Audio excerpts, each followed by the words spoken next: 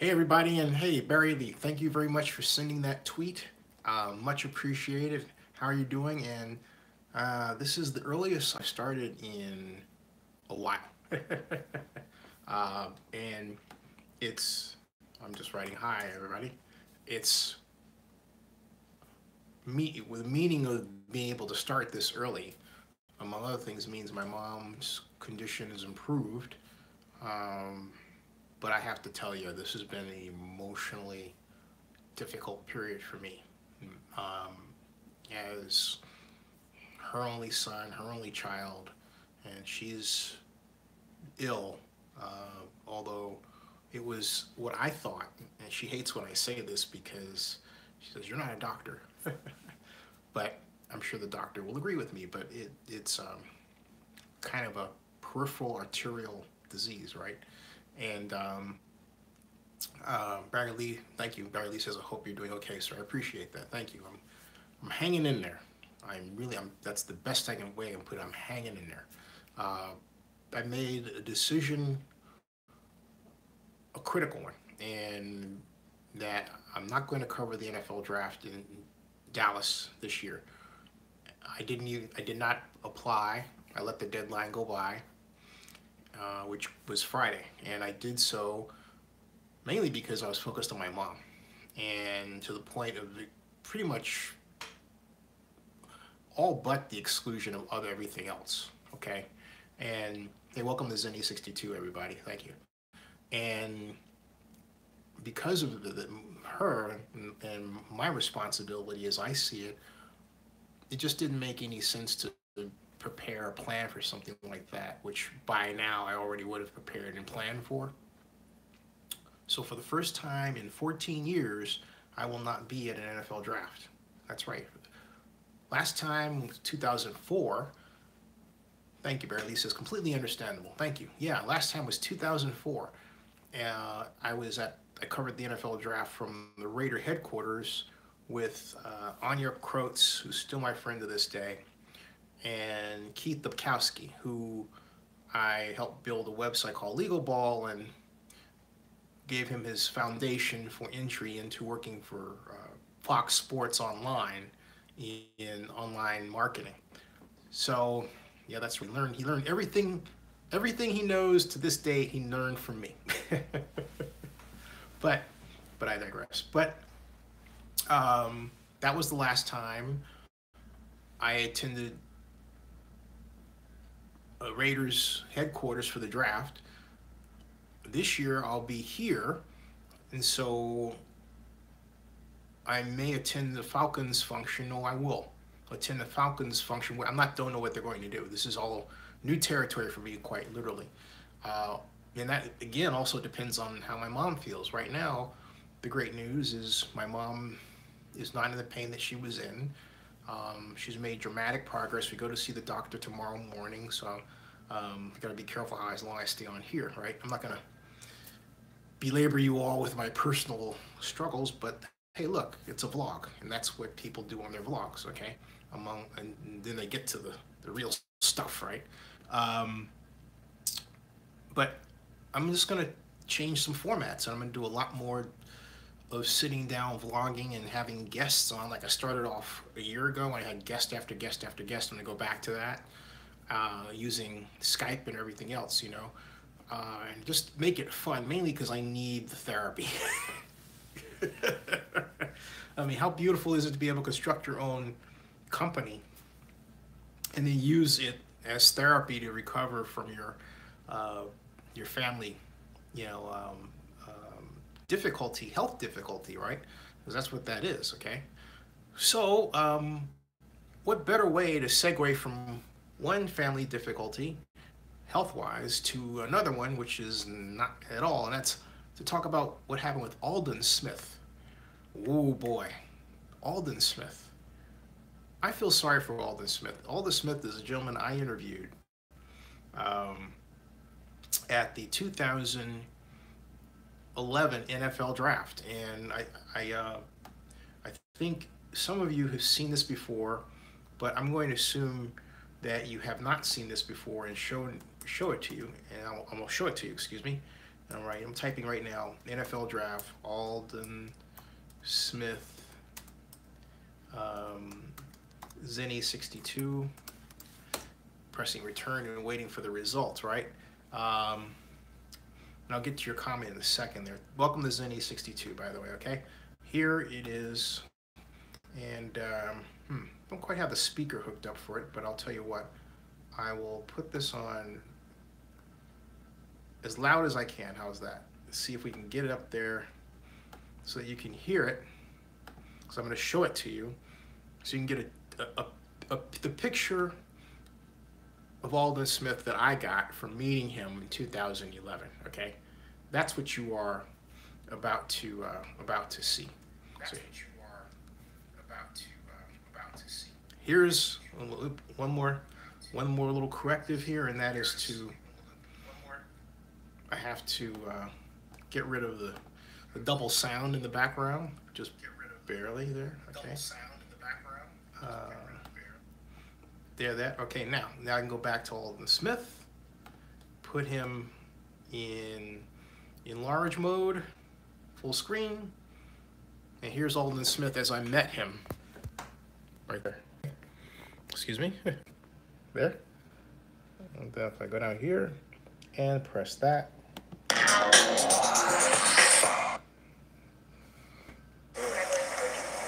Hey, from Oakland, I say welcome to the San Francisco Bay Area. Thank you. Go to just line up in front of it. So when did you first hear you were drafted by the 49ers? I got a phone call probably 5 minutes from everybody else before they knew it, and the phone rung once, and I wasn't even sure it was my table, and I kind of ignored it, but then it rung again. I was like, oh, that's my phone. I picked it up, and I'm here. Hey, what do you think of Coach Harbaugh? I had a great visit with Coach Harbaugh, and he did a great job where he was at, and I'm definitely excited to be playing under a coach like He's that. He's an intense guy. You ready for that? Yeah, I like it. Rub off on me. Aldon, what are you most looking forward to the next step? Just learning everything and just being part of the NFL and playing the game. What do you think your biggest asset is? The 49ers have a lot they can work on. Most of it's offensive. What do you think the biggest part of your game is going to help this team? Just the pass rush, the athletic side, and me being versatile and able to help out in every area. Are you worried about getting it late because of the lockout and everything that's going on and having to learn a new system and learn what it takes to play on this level? Whenever I get there, I'm gonna put all my time towards it, and I'm pretty sure I'll be able to take care of it when it's time for it to happen. What do you think of San Francisco? I know you're outside, but I'm curious as you've been around, you know where to go, not to go, and everything. I don't know, but I went there for a visit, and I was in Palo Alto. I went out to eat down there, and I enjoyed my time there. So. Any idea they say you live outside of San Francisco? So my advice is you live inside San Francisco. Inside? Yeah. I guess I'll find out these next Marina District. Go to the Balboa Cafe. Okay, all right. Now take your word up on that. Are you worried about the transition emotionally, maturity-wise, going from college to the NFL? Not necessarily. I got a great team surrounding me and a great support staff, and I think I'm all right. Who do you model your game after? Julius Peppers and Clay Matthews and Javon Curse. And, I'm not saying I'm like them, but I definitely want to be like them. Any idea how the Niners are going to use you in that regard? I'm not sure. I think I'm a play all around, and they use me a lot wherever they need me at. Zone blitzes too, you point back into the coverage pocket? Yeah, I'm pretty sure I'll be dropping back in the coverages too. Into this camera, a message to Japanese fans. There's a lot of Niners fans from the Joe Montana days. Hey, I'm excited to be a part and expect great things. Hey, now the draft process is over, what do you think of the whole process from A to Z, from the combine to everything? What's your thoughts now that you're going into a new chapter in your life? The process has been interesting. It's been a lot more. It's something that you have to go through so you can really experience it. You can't really. Somebody can't really tell you what it's like. You have to go through it. It's been amazing, and hey, I made it. I'm here. Any difference from what you expected? In other words, were you more surprised over the media coverage, less? I wouldn't say I was more surprised or less surprised. It was what I expected, but like I said, for you to go through it, it's just different. You feel it. Aldon, are you aware that between you and Blaine, I guess you doubled the amount of Missouri top 10 picks in history tonight? I didn't know that, but hey, our program's building, and whoever comes out next year, hopefully don't get ahead of us.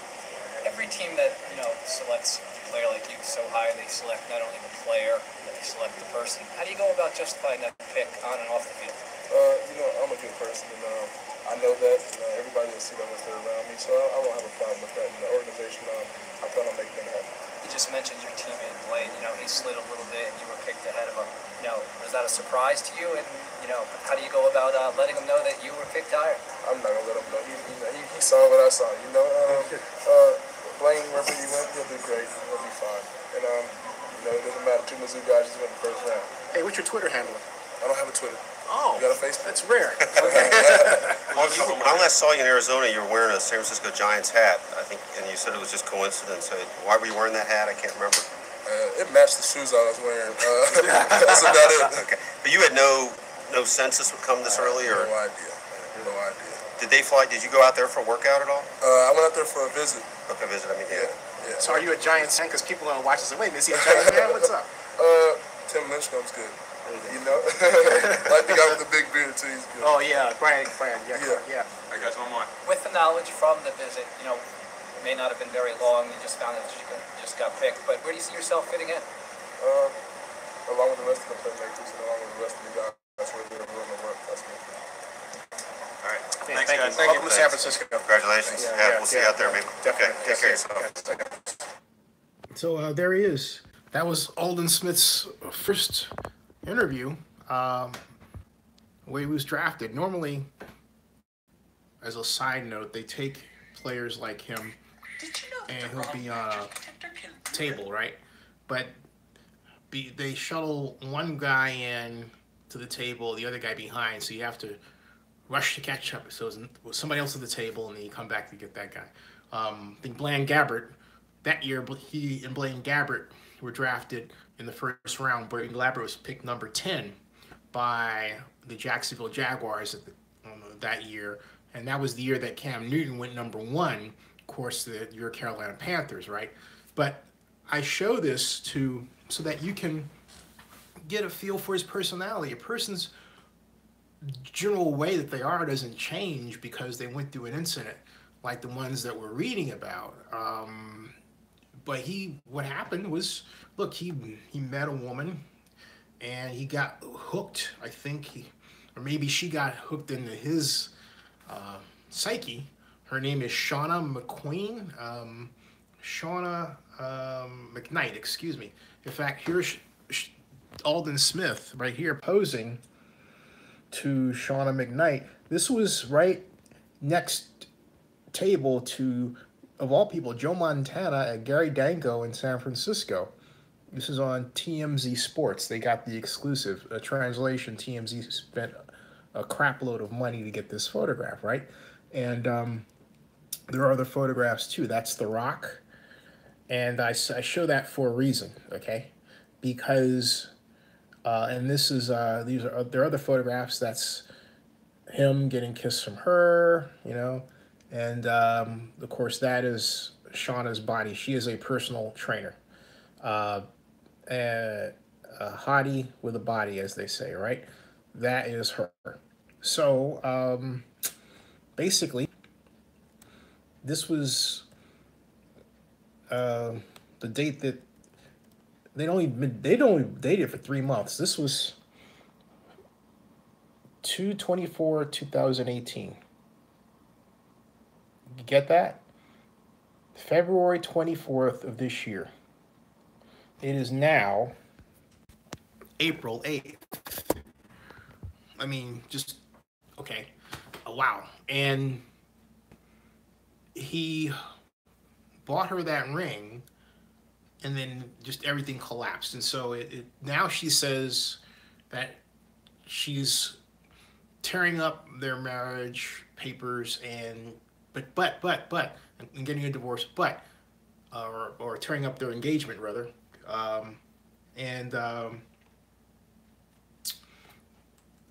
but she's keeping the ring, okay? But she's keeping the ring, adding, as they say, insult to injury. So I think someone on this channel put it best that, and I was talking particularly about black players that come out here from the South, and they get a taste of Bay Area life, and then someone wrote a comment about certain types of women that, quote, sink their teeth into guys, unquote, right? And they get tied up with the wrong women.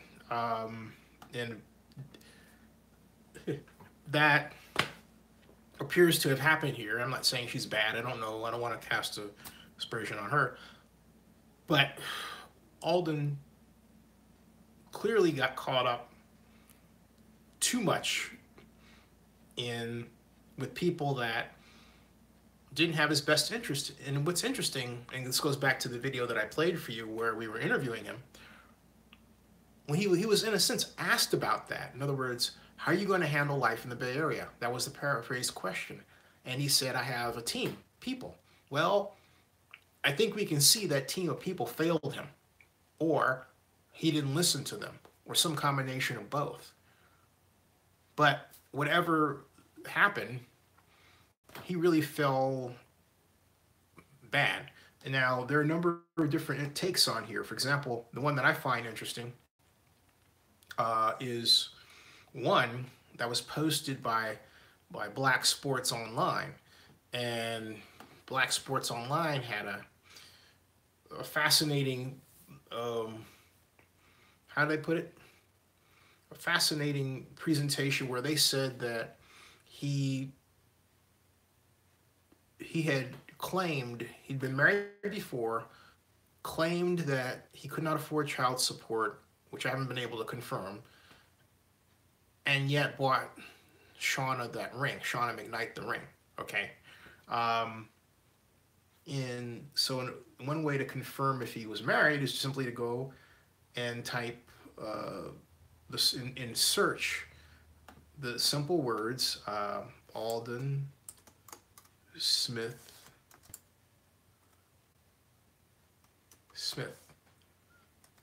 married, like that, okay? And when I do type that in Google for the first time, I get Aldon Smith gets engaged, proposes to his girlfriend, but I don't get anything about him being married at all. And then get this, I do get this though. Colin Kaepernick is reported, according to Fox Sports, Colin Kaepernick is dating former teammate Aldon Smith's ex. Did you hear what I said? Okay. And look at this headline, all right? This is messy. This is Aldon Smith's former girlfriend. Take a look at this. So that's why they fought. Colin Kaepernick dating former teammate Aldon Smith's ex. Look at that. Oh, man. Man. Colin. And it says, now we may know the reason. This was back in 2015 for the on-field fight between Colin Kaepernick and Aldon Smith last summer at 49ers training camp. Kaepernick is officially dating MTV and Hot 97 host Nessa, according to reports, after the long-rumored couple made an appearance last weekend at a charity event. Okay. Camp Taylor. All right. See that? And yes, the same Nessa that Smith was dating last year when he was still Kaepernick's teammate. Apparently, the 49ers weren't the only ones who let Smith go. And that's Aldon Smith. See what I mean? So he went from her to personal trainer. Wow. That popped up. All right. Then there's March 20th, Aldon Smith's girlfriend.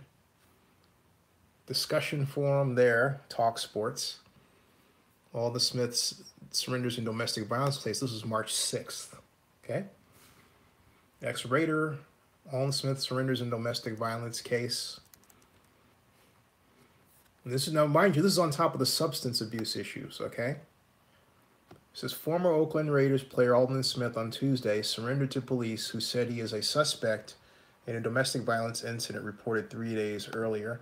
Smith was booked on 4 misdemeanor charges of domestic violence and related counts and released on $30,000 bail from San Francisco County Jail. San Francisco police had been looking for Smith since he fled a home Saturday night after someone called 911 to report a domestic violence incident. Jail records don't show if he is represented by an attorney. The Raiders released Smith on Monday. He had been on the suspended list since late 2015 for violating the NFL's policy on substance abuse, and there he is, all right? So now the sad story up front is that here's other photographs. Okay, there's Aldon Smith. That's the other girlfriend. Okay, and looks like they're at a Warriors game or something. And there's another one. Okay, so go up here. And then, of course, he proposed to his girlfriend at Gary Dango here, as reported, on Valentine's Day, and got engaged in front of Joe Montana. Now, the latest, arrested for the third time in 2 months, as is reported here, and the police say that he violated monitoring conditions.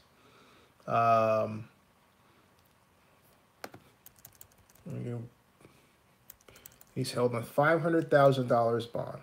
$500,000 bond. I mean, it just is. I mean, it's just sad. Okay, it's just completely sad. So, can he be rehabilitated? Yes. Can he come back into the NFL? Anyone can make a comeback at some point in time. You just have to show that you're a fine, upstanding citizen. I think Aldon would do well to just wholesale change his attitude and who he hangs out with and the kind of women he's attracted to, because it ain't working for him. Joseph Bismuth says, can't help someone who won't help himself, especially someone can bring sense back to him. But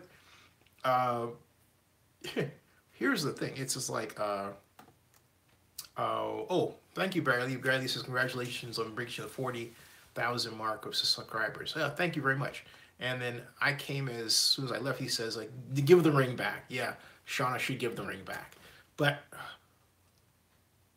for Aldon, he's a guy who seems like he's got a sharp mind, but you got to think that he got in. Look, I'm just going to say this another way. Why not befriend a guy like Draymond Green or Kevin Durant, get involved in investing in tech companies. There are a number of people in the Bay Area who are doing this, particularly in sports, and really focus your mind on that aspect of life and meeting a different kind of person, far less likely to care about him as a football player and more likely to care about him as just a person who has ideas, business ideas. He needs a reset. And I point to that because it's a trend for a number of athletes in the Bay Area. Kevin Durant is going to be in the Bay Area for a while. He's an investor. That's true for, I mentioned Draymond Green. That's true for Klay Thompson, Steph Curry. It's true for a number of them. And Aldon Smith should really, of course you would say it takes money to do that, right? Did he blow his money? Good question. Don't know the answer to that. Hey, I would assume that if he still had the money, he could have posted $500,000 bail, right? $500,000 bail is a steep price. But what happened was apparently he violated it. And let's see some more here. Aldon Smith says violated monitoring conditions. And this is also a sign that, the NFL does really stand for not for long. You're either out because you didn't play well, or you're out because you didn't handle your personal life well. In this instance, Aldon Smith, a beast on the field, did not handle his business, if you will, off the field. He just didn't. Where it counts the most, okay? You can post 10% of the bail. That's a great point. One of my viewers said in California is 10%. Yeah. So, that would be what? That would be $50,000, I believe he'd have to post, okay? Police, the question is, did he do it? Police ex-raider Aldon Smith violated monitoring conditions. Let's see here. And it says, in the ways Oakland's going, they won't sign him. No, I don't think the Raiders will sign him. He's got a long way to go to get back. And I think he did an interview with someone, and he says, well, I'm a good person. And yeah, he comes off as a good person. He just has a focus on one particular individual, and he has a focus on substances that it would seem combined or got him into trouble. It says online records show that he's being held Sunday, today, $500,000. A message seeking comment from his attorney was not immediately returned. Sheriff spokeswoman Nancy Crowley tells news organizations that Smith was booked Friday for violating a condition of his electronic monitoring while on bail. What I'm trying to find out is if he made bail, and maybe he feels that's what I'm trying to find out. But this is really an expensive lesson for him. So I'm going to really expensive. So I'm going to go get to your comments about this, I think, really tragic story. You know, there's no other way to put it. But the other question is this. Why doesn't the NFL take a better or have a better program to monitor its players? You don't want the National Football League creating criminals.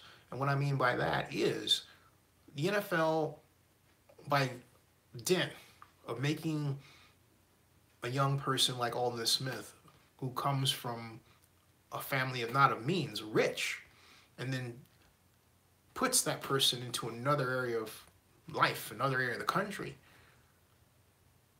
is responsible for igniting whatever it is up here that causes what Aldon Smith is going through right now. And it impacts upon the image that the public has of NFL players. And I will say this very bluntly, in particular black players, okay? And so that's just, I'm just, as they say, keeping it real. And I don't mean real stupid either. I'm keeping it real. In the NFL, at some point, and I'm surprised this doesn't happen, or maybe if it's happened, I don't know about it, I would think would be sued for the actions of one of even the former players. To me, it's not enough for the NFL to say, okay, in the case of the Raiders, we're releasing you, or the case of the 49ers, we're releasing you.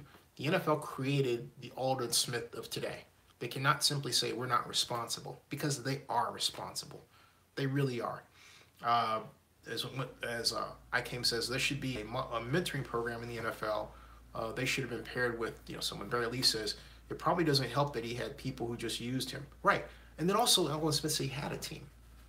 Again, what happened to his team? Was his team was his agents, right? Who was his agent at the time? What happened there? Rob Iman, how you doing? Rob chimes in with this comment. He says that Eric Guerrero as well. Eric, how you doing? Rob says this may be something that should be discussed by in the next collective bargaining agreement. Yep. And Eric Guerrero had a comment I don't want to miss. I'm going back to get that. He says, all we can do is pray for his strength. And I ask everybody right now, is it just 5 seconds of quick prayer for Aldon Smith?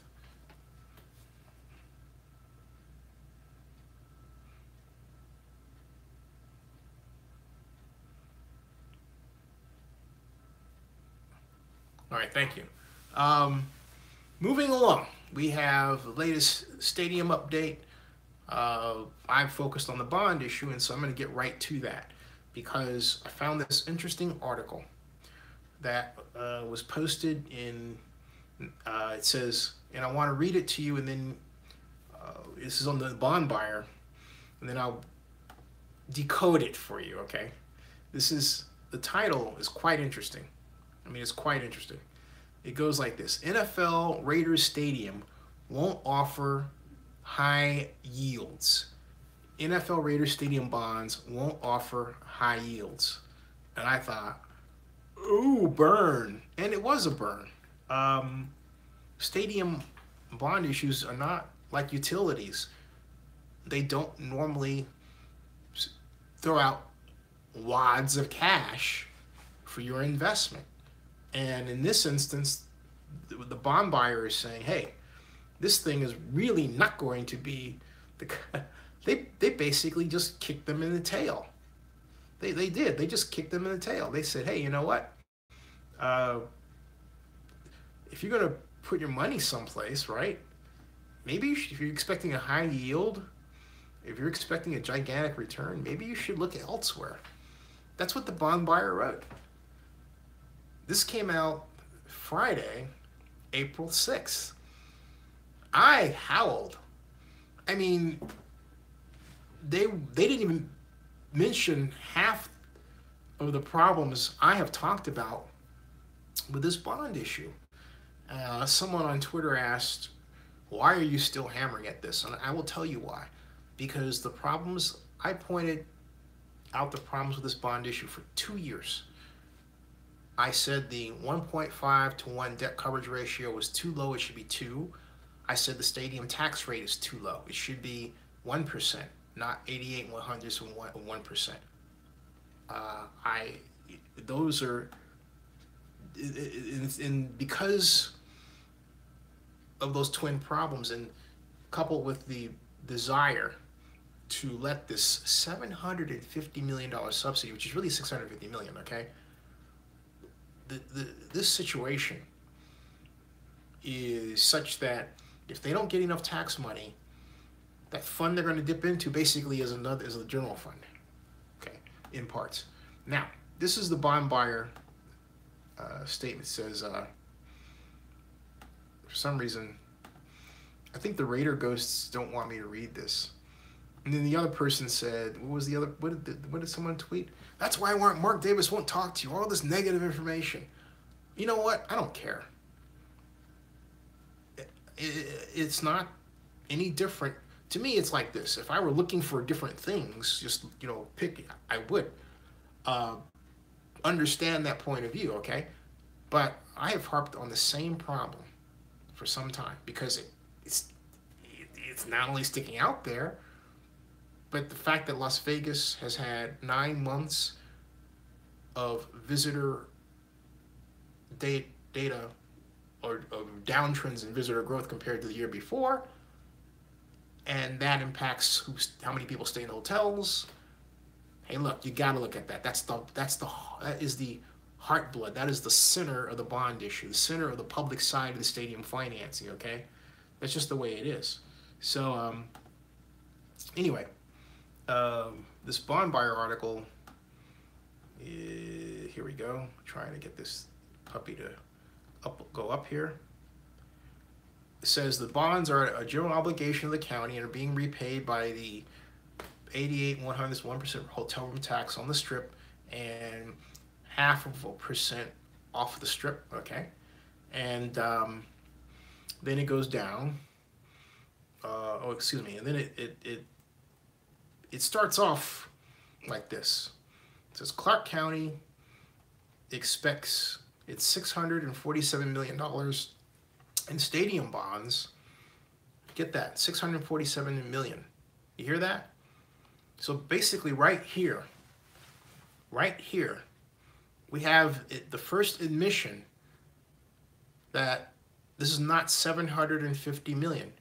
This reads Clark County. This is a big deal, folks. Clark County expects its $647 million in stadium bonds to price like county general obligation bonds when they hit the market Wednesday. Stadium debt is often considered riskier by investors than general obligation paper, usually junk bonds or bottom rung investment grade rated, while Clark County's bonds received an AA1 rating from Moody's Investors and AA plus from S&P Global Ratings, said Medallion via credit research analyst at Bel Air Investment Advisors. Then this continues to say that Uh, why this is not the RAM here is the bond buyer pages. Anyway, what it goes on to say basically is, hey, because the county is dipping into the, is attaching itself to the taxpayers. In other words, remember I kept saying this thing is taxpayer backed? Ding! This bond buyer article that you can read entitled NFL Raiders Stadium Bonds Won't Offer High Yields. Okay?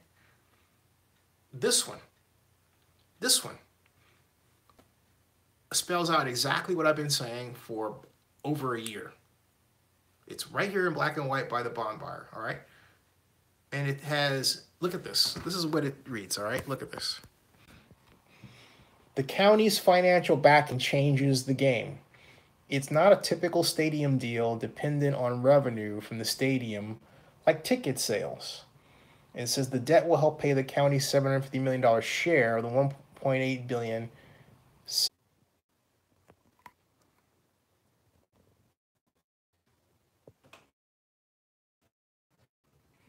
It says, okay, now it says I'm live. And let's see. That was weird, folks. Don't know quite.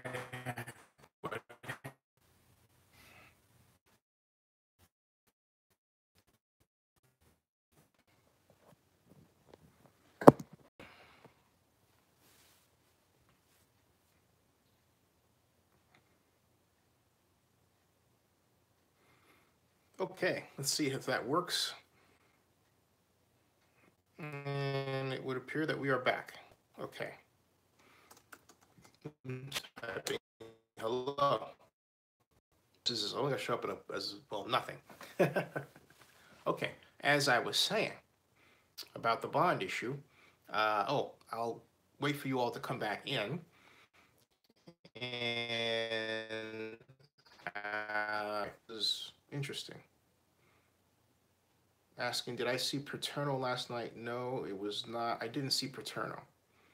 Now, what's lagging? Let me try something here. Okay, I'm live. Let's see if... So I'm back. The video is choppy. I switched from 3G to the Wi-Fi in here. Sometimes when I switch to the Wi-Fi, well, I wasn't on Wi-Fi before. No, I'm on Wi-Fi now. I just switched to Wi-Fi. I was on the phone's line itself. Okay, and so so anyway, now I'm back.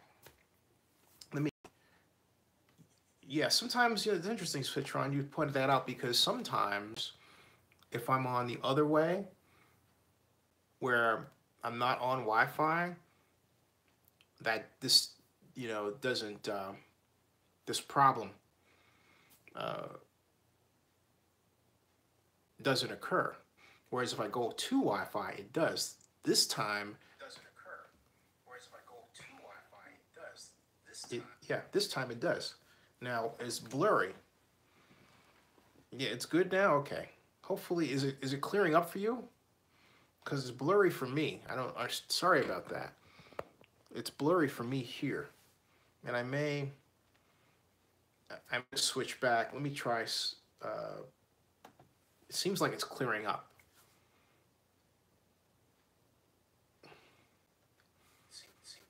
Let's see here. Let me also put this on here. A bit blurry. Okay, mine just cleared up. Pixelated. Mine just cleared up. Yeah, now mine is clear. And hopefully it cleared up for you. I'm going to try something else. Getting rid of certain pages here. Get rid of that. Close this. NFL Black Book. Close that one. Yes, the NFL has a Black Book. All right. Clear now? Okay, clear. Clear for you? Good for you? Side-eye? Side-eye. Great. All right. Now I can go back to what I was talking about. All right. The bond issue. And as I was saying, before we were so rudely interrupted by electronically, right? You know, I gotta believe that in perfect Al Davis fashion.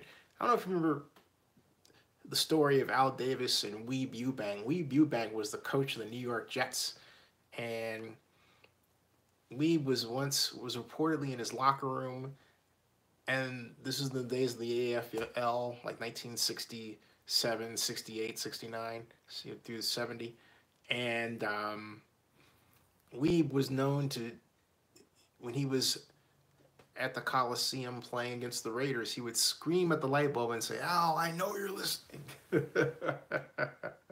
So I'm saying, Davis, I know they're up to this. You've hired some Russian hackers and you're trying to screw with my live stream. But no, you're not taking down the Zenny 62 live stream. It survives. Doggone it. Okay? You hear that, Mark Davis? You'll never take a good man down. Especially Zenny 62.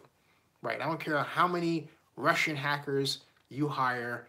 I don't care what. I don't care who you may have gotten from your time talking with whomever you talked to, or maybe it was Donald Trump and those women that he knew, or whatever.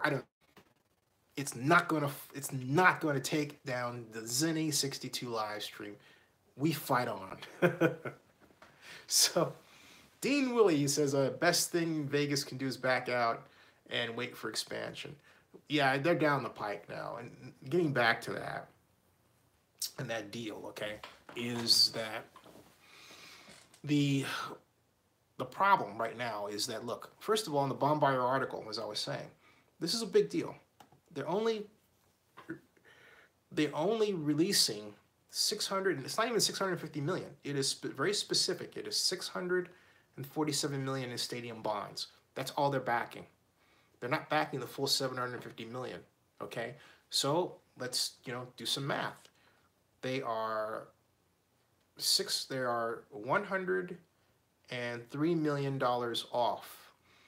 And according to this article, which features an interview with Guy Hobbs of Hobbs-Ong, they say it's the first tax-exempt professional stadium deal since Congress flirted with the idea of putting on removing the tax exemption.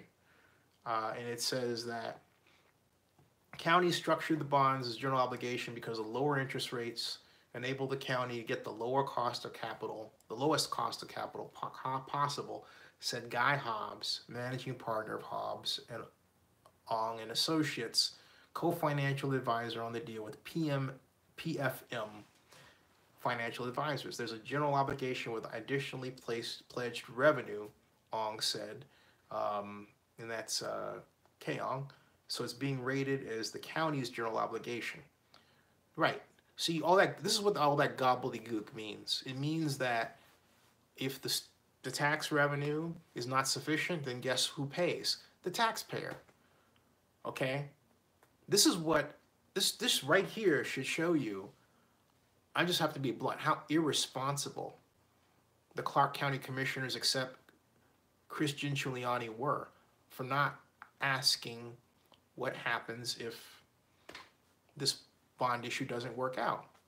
I mean, right in their face, in the collective face of the Clark County Commission, did Jeremy Aguilo, and Guy Hobbs was there as well, and others, although Guy's a straight shooter. He's going to give it to you straight, tell you the risks. But the bottom line is, they used a lot of jargon, and I still have the video from that segment, which I haven't put up yet, coming. They used a lot of jargon, and you could tell the jargon just going over the heads of the people. It's more like, well, you have a title and we trust you. Oh boy. I think that's how we got the Challenger incident. So it says the bonds will have a 1 1/2 times reserve to protect the county's general fund, which is basically another way of saying that there's going to be a debt coverage ratio of 1.5 to 1. It should be 2. No one questioned them on that. They let them get away with murder. And I remember when Guy told me this, I was driving on the way to Peachtree City, and had my car on speaker listening to the guy because I didn't want to get in an accident, and he was talking to me about the various features of the idea of the bond issue. Okay, this was late 2016 in there, and he said the debt coverage ratio is going to be 1.5 to 1, and I said, why? It's normally 2.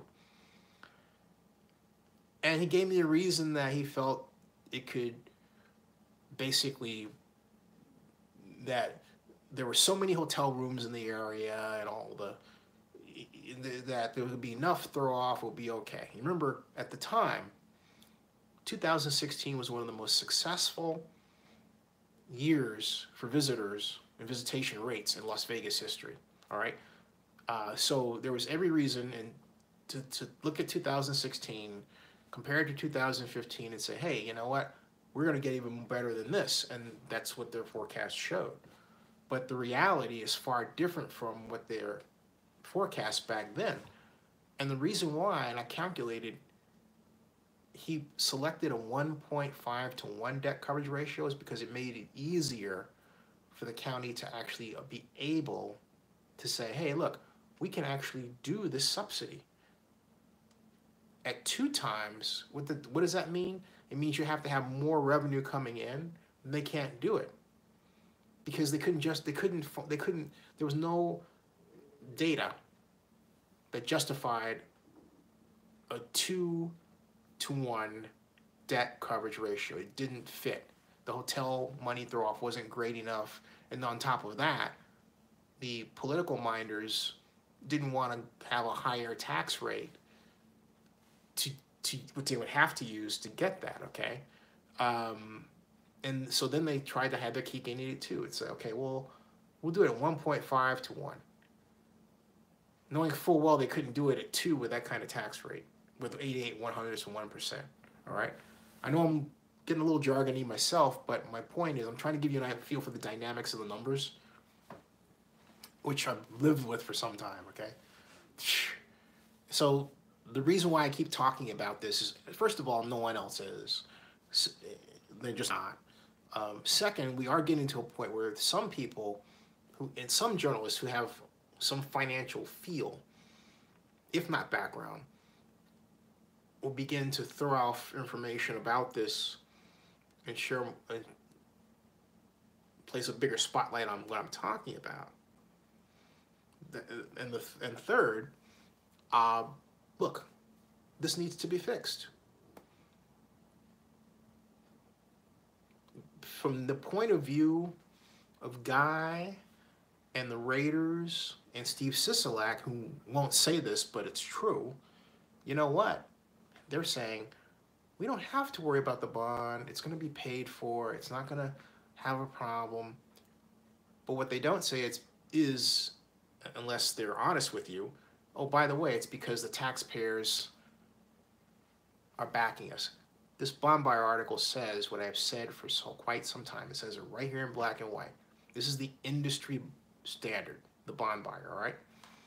And then it goes on, the hotel tax took effect March 2017, and the county expects to have collected $58 million by March 1st, said Kathy Ong, founder and director of Hobbs, Ong and Associates, okay?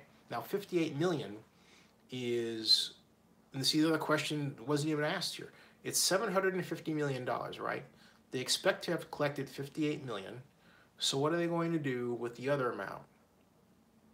That $58 million, first of all, the question is, will they get to $58 million? And that's where I made a tweet, and I said, hey, look, the average rate of growth in the revenue is $4.137 million a month. That will put it just under by $800,000 this mark. But they're going to give that money to the Raiders.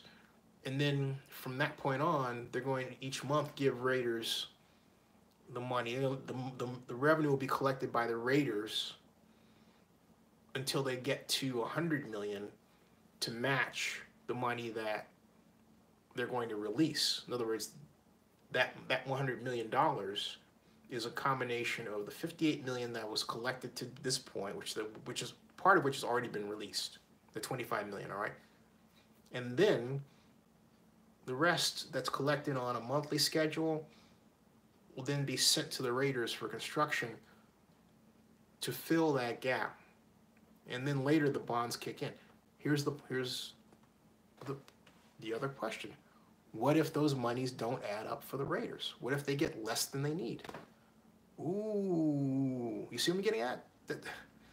This is bad. I mean, that's where it is. They could have done it another way. They could have said to the Raiders, hey, just pay and fill us that gap. But the Raiders would have then said, hey, look, that's wrong because you promised us $750 million, and now we have to pay into our own subsidy, right? But that's the picture that's sticking out there in total, okay? So where we are at right now, just so that you can do some handicapping yourself, you want to have some fun. Where we are right now is a year ago in March, that was the best year for revenue for the stadium tax. That was just a hair over $5 million. The stadium tax revenue, the stadium tax, the hotel tax, has not thrown off that much revenue since. Not at all.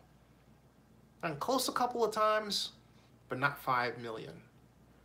And for the most part, it's declined. And the number of problems in terms of collection started in June. It didn't start with 1 October, the tragic, horrible accident, right? Okay? It didn't do that, all right? So,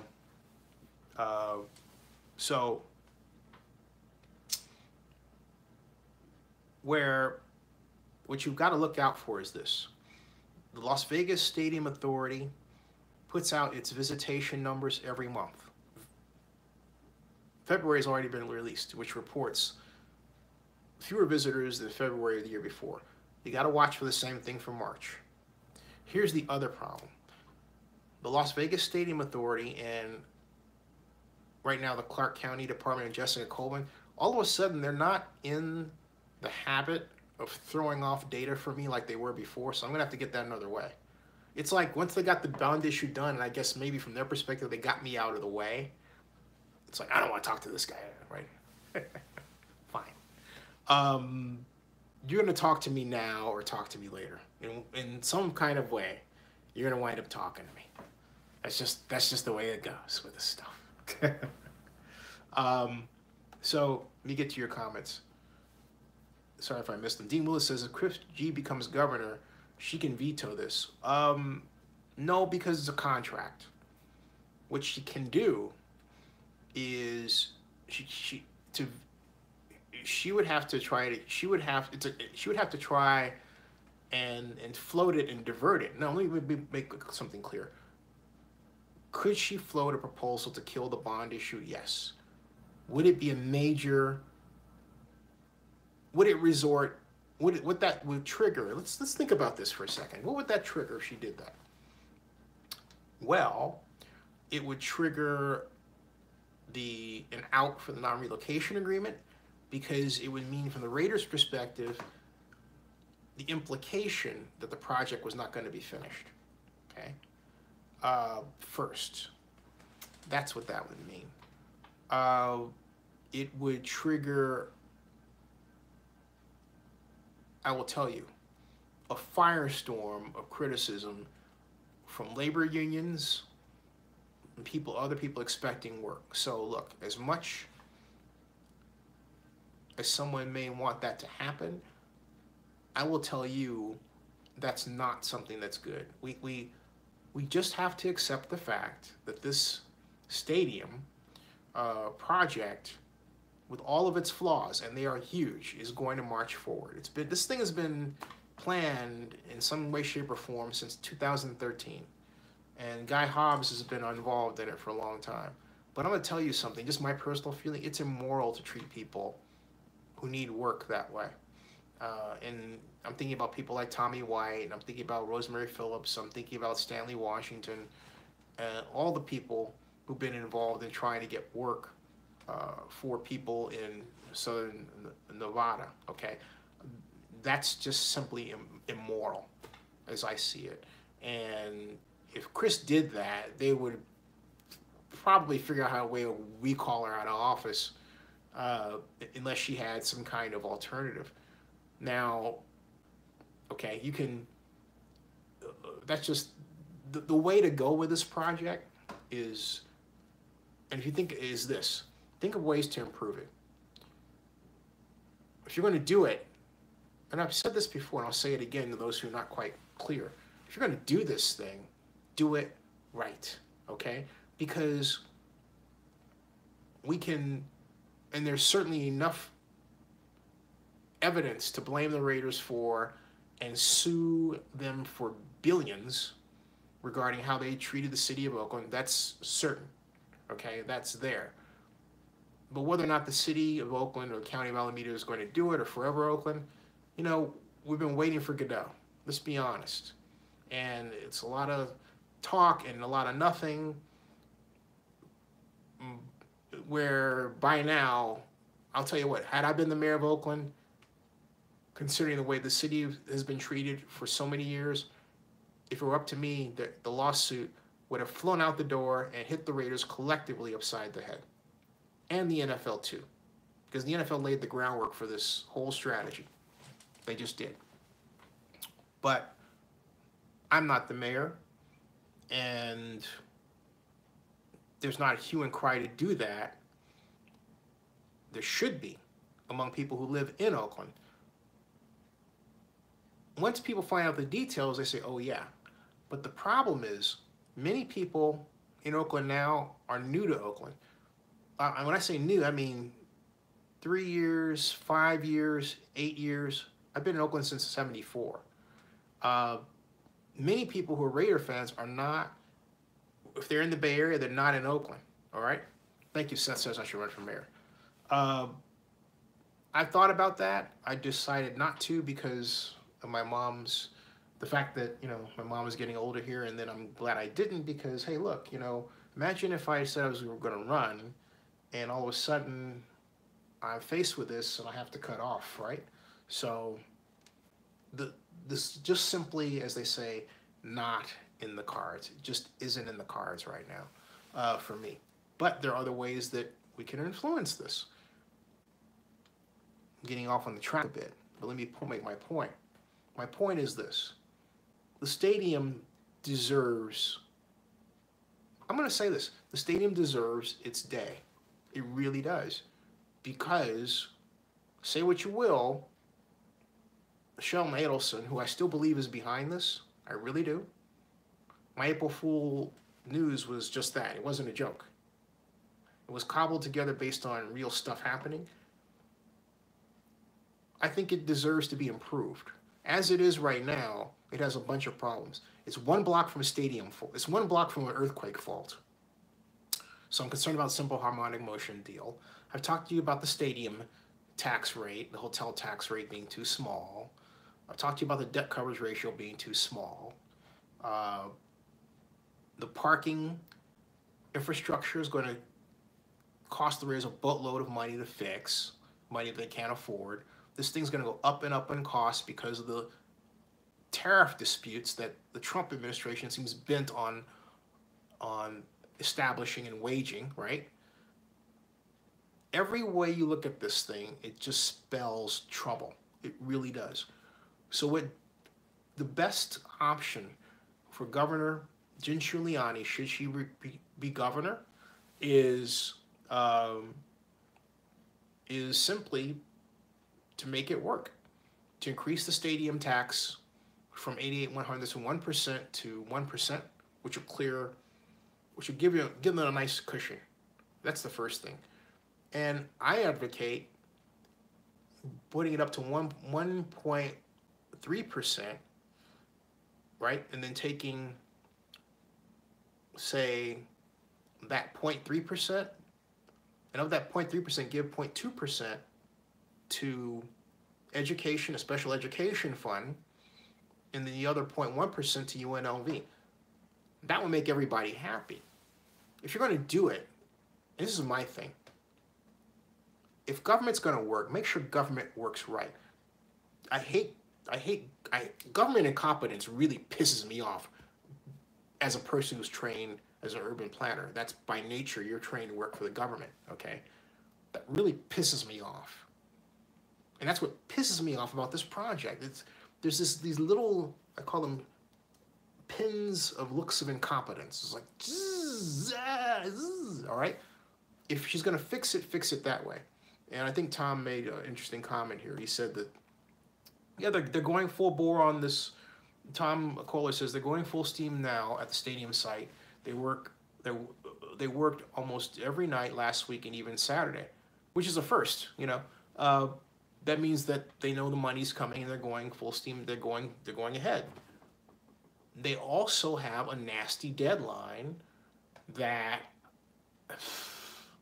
I simply can't see them hitting. I just can't. I just can't. Additionally, at that speed with the design build process they're using and that caliche, they're gonna find more problems, and the costs are gonna go up and up and up. It's fun to watch, okay? The Raiders have placed themselves in the position of be careful what you ask for, you just may get it, all right? So, in 32 Assassins, the Oakland Raiders dead. I never thought this would ever happen. Well, I've seen it happen once. Kevin KD says so, but here's the thing you got to remember, 32 Assassin. The Raiders never wanted to be in Oakland under Mark Davis. I mean, let's go through the years, okay? I mean, this is a bitter pill to swallow, but people have to realize he's going to have this cover about the city didn't do this and all that jazz, all right? But since 2011, in fact, 2 days after the passing of his father, Mark Davis said that they were going to explore, and I'm paraphrasing, but he did say basically moving the team to Los Angeles. Then Amy Trask backed up that comment, all right? So in every year but one, 2013, did the Raiders send a signal that they were going to look elsewhere?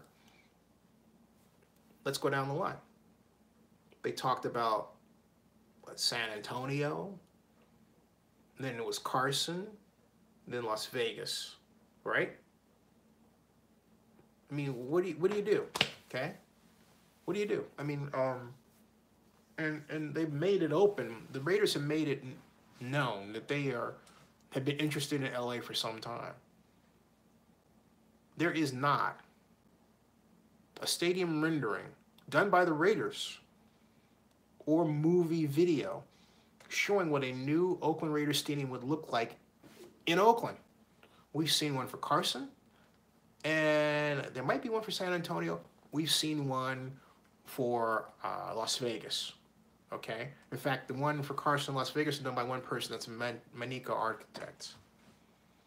But even then, the Raiders could have taken that design and said, hey, we want to use this for Oakland, right? No. The Oakland Raiders, I'm just going to say this in curse, the Oakland Raiders have treated Oakland like shit. Now, from their perspective, it's, well, hey, we can't do a deal with the city. They didn't try. They were concerned about the A's. But the Raiders' problem is this. The Raiders talk about public money. Bruce Allen has said that, you know, to me, no NFL stadium has ever been done without public money. Well, percentages. The MetLife Stadium was done without major public money expenditures, so it can be done. Stan Kroenke's building one without one. Let's just get this out of the way. The Raiders are not owned by rich people by comparison to the Stan Kroenke's of the world or anybody or anyone else.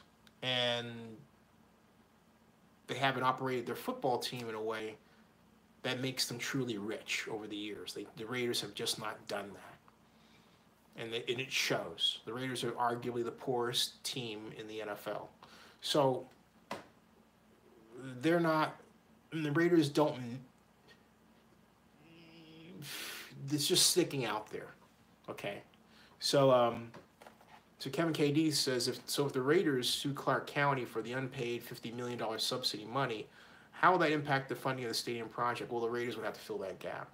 And they said there's a provision in the paperwork that the Raiders could privately finance the stadium. Now, where they get that money from is another question, but it is in that provision is there. Now, my thought is the Raiders, knowing the Raiders, they would, if they were forced to enact that part of the paperwork, they would do so and then turn around and sue Clark County to get the money. That's the Raiders for you. Black Lion Supreme says, too many people with a personal issue with the Raiders in power in Oakland and vice versa. Yep. Well, Sweeney Sports Talk says, what's happening with the A's? They're playing baseball. As far as the ENA is concerned, I haven't got an update on that yet. And I will get one for you that I trust, okay? Just gonna plug this in, one moment please, so that I get power, and there's, should be power there. One moment please, I'm just checking to see if this power connection kicks in. Hold on a second. Let's close that one. Should kick in. Wait a second, folks, I'm just checking something. Anyway, just check the power connection is what I did, folks, all right? Anyway, I'm back. And I would say B-A-C-K, all right? And back, okay? Now, Kevin KD says he has clueless media people like Ryan Clark, Colin Coward, Stephen A. Smith, and Mark Davis did what he had to do. Yeah, they don't know anything. You have to remember something, too. Those folks that say that, it's very important to realize that Fox and ESPN paid money to the NFL for access, okay? So they're part of the problem. You can't trust what they say. They're not going to say anything that's truly critical of that deal. That's part of their seed corn, all right? They're not going to do that. And Kevin KD says, it almost makes no difference if Oakland kicks them out or not. That's right, which is why I say, hey, look, let's have some fun. Kick them out. Because they caused this. They caused this. And why not? If they want Vegas so bad to the point where, you know, they behave the way that they are, take it to the nth degree and say, bye-bye. You know what? If I were the Stadium Authority Board, I'd have an emergency meeting, and I would vote to move up the deadline for the lease, you know, extension. Right now it's June 30th. I would move it up to, oh heck, let's be nice. I would move it up to April. I would say April 30th. You got until April 30th, all right? So we've decided by emergency measure based on your lack of good faith with us that we've moved up this deadline, April 30th. If you don't get us something by then, you're out. 2018 is your last year, goodbye. I'd do that. I'd do that. In a heartbeat. You know, Oakland does not fight for itself. Have you noticed that? We just don't fight for ourselves. We let people do things to us. The county lets people do things to them. They just sort of sit back and take it. That's just the way it is. They let themselves get hit. I mean, I'm punch drunk just being part of this. Honestly, okay? So Kevin KD says, what would Oakland sue for? Real easy. Lack of, well, good faith negotiations, violation of the NFL's own relocation bylaws. In fact, St. Louis has set the lawsuit bar for us. Take a look at it, okay? Kevin KD says, we just let them leave scot-free. Well, it looks like that. I don't think we should. I think we let them leave and we sue them on their way out the door. That's what I think. I think we make it so that we turn up the heat and the pressure so great that there's no choice. They have to do something to address our grievances. Okay? And the way St. Louis is looking, they're going to have to, but we have to do something. All right? Malcontent says, Kevin KD and Z, you're right. I think our quote-unquote focus should be on talking to the city and county to get them the soup of the funds the Raiders owe us. Yeah, the $218 million in that loan, well, that payment that we gave to them, that's called a non-recourse loan that is collectible. regardless of what Donna Ziegler, the county council, says. And I say this again, the county council is wrong. The county council does not understand the deal or the intent. She doesn't understand or is not knowledgeable of, not she doesn't understand, that's a bad thing, but she's not knowledgeable of what the California Supreme Court said. It's not a duck. You know, it looks like a duck, it walks like a duck, it talks like a duck, it's therefore a duck. It's not a duck, all right? Black Lion Supreme wants to sue for the colors. No, sue for money. Let them have the colors. Sue for money. You know, sue for damages. Because you have that right before you got the loan, $218 million. You have the idea that, look, this relocation is not to a better area. You have a number of ways the Raiders have done this behind the collective back of the city and the county. Some of these incidents are documented now in the popular media. Wow. Kevin KD says the Coliseum is still standing last time I checked. Yep. Yeah. And Kevin KD says before that, I feel like the team should only relocate when their stadiums are literally uninhabitable. You know, I think the other thing that bothers me is that you have a lot of people who are just working to make ends meet, and they can't afford all of this. And so this stadium deal is done in the face of a lot of more poor people and more underemployed people than we've ever had before. Nobody talks about that, you know. Raider Gaines says they should kick them out next week. Yeah. And Bernard says move it up to tomorrow. Okay. And then, sorry, I'm going back because I missed your comments. And Dean Willie says damages will be so high, Davis will most likely give up Raider name, colors, and logo out in an out-of-court settlement. Davis is broke. Although the Wall Street Journal says he's on the cusp of being a billionaire. Oh, boy. And then we had, and I just have to say this. Oh, Crawford says he wants the money, Raider brand and history, and guarantee expansion team in the near future. That's what I will do. There you go. Black Lion says, let's sue for our colors. I said that before. And Malcontent says, first, we have to get the city and the county to respond to our wishes. This is proven to be much more difficult than it should be. I completely agree. It's almost like somebody's hiding something. Kevin KD says, have the 49ers seen an increase in revenue since opening Levi Stadium? That's a good question. Off the top of my head, I know they have, because look at where they came from. They came from Candlestick. And they didn't have, let's just take the naming rights agreement alone. They didn't have $220 million or $221 million to pocket, collect, you know, over a period of time. The new stadium got them that. And then, of course, they had the luxury box sales and everything else. So, you know. And so, Kevin KD says, have the Black Lion Supreme says, no, Kevin KD, right. Actually, Black Lion, the 49ers have seen an increase in revenue. Because remember, the naming rights agreement for Levi Stadium alone is $221 million. So will the Raiders realize an increase in revenue? Yes, but the problem for them, also you have to remember, the part of the naming rights agreement, I believe 50% of it went to construction. In the case of the Raiders, with their costs rise, their naming rights agreement, unless it's really humongous, and I can't see that, if it's $200 million or even $300 million, it's still going to stadium construction, which hurts the Raiders because they're building a money pit. They're not, the only place they're going to be able to get money out of it is in luxury suites, okay? And which is nice and substantial, but that will be the only place. Luxury suites. Most of the sponsorship revenue will be going to, in fact, all of it, will be going to stadium construction at this point. There's most of it, not all of it, most of it.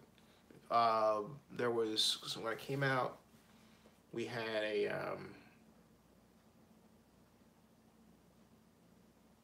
yeah, most of it. So I'm gonna have to look at my look at my spreadsheet again real quick. Hold on a second.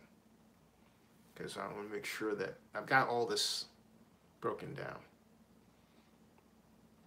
32 Assassin says, oh, here we go. Wait a minute. Oh, that's one. Okay, then give you the definitive answer. So I haven't focused on this in a while. Let's see, by the way, for those of you out in California, Scott Wainer's bill for transit area development, it's crap. Transit-oriented development, DOA, kill it. All right, recent documents. Bond valuation, tax worksheet, Raiders Coliseum, bond calculator. Let's see here, open.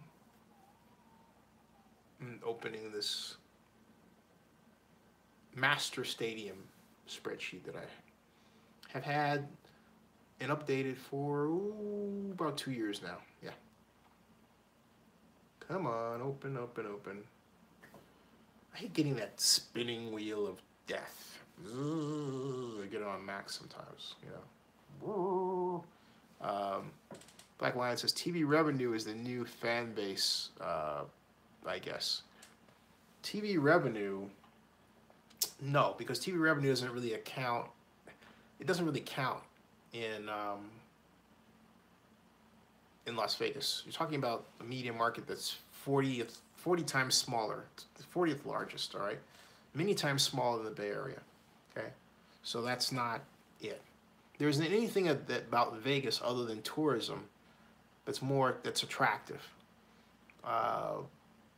Nothing else. And with tourism, you got to make sure you pull, to get with your share. So they had a good thing going in Oakland. They really did. There was no reason to do what they did. None. I mean, they have, they just really crapped all over themselves. The Raiders have doing, they're in the process of doing it. Just straight out, in the process of just making this a financial hole, okay? Which reminds me of a post I'm going to make regarding what Commissioner Goodell said. By the way, it's 1:20. I'm going to have to stop at 1:35 because I got to get up, take my mom to the doctor's in the morning. Translation, I need rest. So, here we go. Year-to-date summary, combined group, worksheet. Gosh, I hate this spinning wheel of death thing with a Mac. Okay. Hold on a second. Bond calculator, expense performance, that's a PDF. Yeah. This is, okay. Worksheet. Raiders Old Coliseum. There it is, I found it. Okay. Open. Or open says me. Open says me. An old Popeye cartoon. I couldn't stand Popeye. I always wanted Popeye to get beat up by Bluto. Anyway, I always wanted him to lose his spinach in the ocean. Hey, he lost his spinach. I was even happy when olive oil was stronger than he was. I got tired of Popeye. Jeez. Popeye. Anyway, waiting for my spreadsheet to open.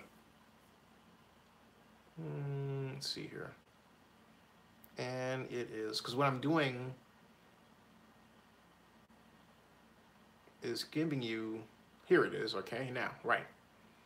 Okay, the total NFL project net operating income was negative $520 million. Total project cost $2.62 billion. Total funding sources $2.1 billion, all right? And that's for the stadium itself. So that's where the negative came in. Now, if we went down to stadium operations, we had a positive net operating income for the Raiders of $597 million, okay? So, but when you add in the debt service and capital, debt service threw it into a negative. In other words, what am I talking about? They have to pay back the Bank of America loan. So that creates a free stadium operating cash flow of a negative $362,353,120. That consists of what they forecast as a $210 million naming rights agreement. So what's the upshot of all this? The Raiders need an additional $362 million in sponsorships to break even in terms of stadium operating costs. If Adelson were involved, that would have come from Sheldon Adelson. That's $362 million spread out over a 30-year period, okay? So it's not annually. That's total for the entire project for 30 years, all right? So what you want to see is you want to see them come up and say, all right, instead of what I'm looking at here is $309 million in total annual non-event revenue, okay, as opposed to event revenue. What you want to see is, and this is money that's going to the stadium, what you want to see is something like, $700 million in non-event revenue. Now, all this is listed on the SNTIC spreadsheet. This is all from the SNTIC. The Southern Nevada Tourism Infrastructure Committee numbers that they laid out going back to, I believe it was June 5th of 2016, okay? It's all laid out. I took the estimate for a year and I extrapolated it by 30, okay? But it's all here, luxury boxes, everything. All this is parked in here. They have a breakdown for it in detail. But they're having to get the Bank of America loan with an interest rate of LIBOR. I'm saying they have to pay back $885 million, their line of credit. $885,190,000. All right. Now there's a capital expenditure of $75 million on top of that. So you have total debt service and capital of $960,190,000. It's a lot of debt. And then that's on top of the project debt of $520 million. So you have debt two areas: building the stadium and the project itself. And that, in other words, you got these funding sources. You have the $500 million from the Raiders, which really, do you realize that personal seat license of $250 million? Do you know who pays if the Raiders don't make all that money back? If they don't sell them all? Do you know who covers the difference? Clark County. Check out the fine print. Okay? Makes you wonder if these folks read the fine print of what they're getting. Raiders, the public investments, they say $750 million, whatever, a little less. Then you have the $850 million private investment loan that has to be paid back. Right now, we don't know of any additional private investment yet. So the total funding sources are $2,100,000,000. That's against a total project cost that includes the $370 million NFL relocation fee, okay? Total stadium development cost of $2,250,000,000, which is, let's say, $150 million for the parking infrastructure issue, $100 million for off-site transportation infrastructure costs as per Nevada. This is a break, because if you think about this, NDOT reported $900 million in total costs generated in terms of need for highway interchanges and so on because of the stadium. I've only parked $100 million in here, so I'm being really generous. What you're hearing me recite is a generous perspective to the Raiders, and yet it still is over budget. I tried to squeeze all these, hammer these costs down. This thing is still over budget. Still, okay? Construction, total project costs, 1,620,000,000, and then of course land infrastructure, additional 179.9 million. Practice facility, 100 million. You have a $100 million contingency.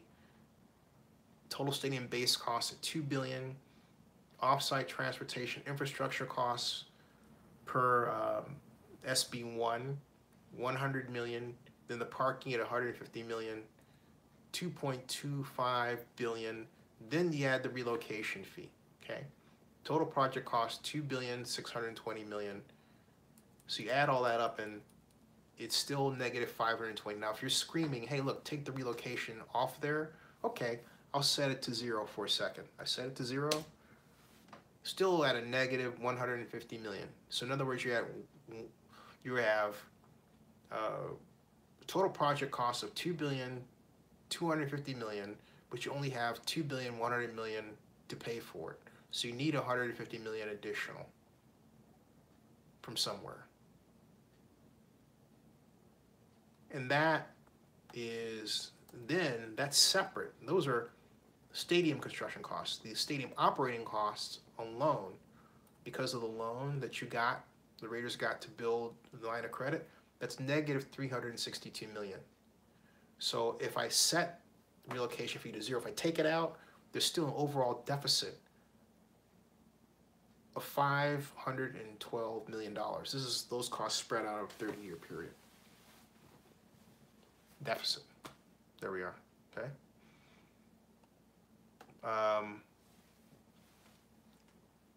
So here we go. Okay, sorry about that. Kevin KD says Hawaii and Orlando have Pro Bowls. Neither city has ever had an NFL team. Yeah, that's true. Paul Venegas says the NFL and the Raiders should be sued. This Vegas deal, one way or another, will get done. Need to concentrate on a lawsuit. Black Lions Supreme says, if you were a visiting team's fan, how would you feel about your team spending a Saturday night in Vegas before a game? Not good. No. Tom Collar says, a right assassin. The stadium is good for the NFL with all the luxury boxes for the owners. Well, so it's good for the NFL. I mean, it'd be good for the NFL in Oakland, too. And not only that, do you realize the PSLs will be less expensive in Oakland than they would be in Las Vegas because the Oakland stadium would be open air. There'll be no call for a dome. Do you realize that? Our stadium would be at 1.4 billion, like Levi's in there. All right, theirs is much more expensive because it calls for a roof, and not to mention the land, right? Dean Willie says Vegas will end up being bankrupt. 32 Sass says the owners get their biggest party spot. And Black Lion says Vegas is bad for the entire NFL. Malcontent says the Raiders are behaving like a bad amateur magician on the Wizard of Oz. Pay no attention to the man behind the curtain. Yeah, I agree with you. And Kevin KD says I would have preferred if they moved somewhere random like Vancouver, British Columbia. Vegas is the ultimate slap to the face. And Black Lion says, what is Bank of America thinking? Well, they're thinking this, Black Lion. Hey, if the Raiders can't pay, they wind up owning the Raiders leasehold. They can park another NFL team in there. That's what they're thinking. And they've stated that. Okay? So, this is going to be interesting to unfold. It really is. All right, folks, it's 1:32. I'm going to have to bid everybody adieu. Because we've got a big day tomorrow with my mom. I'm going to go to the doctor's office. So I want to thank everybody. Thank everybody. And, Kevin KD says you said the 2 billion plus. Were you asking something there? Make sure I got that out of the way. Anyway, I got to go. I'll see you guys later.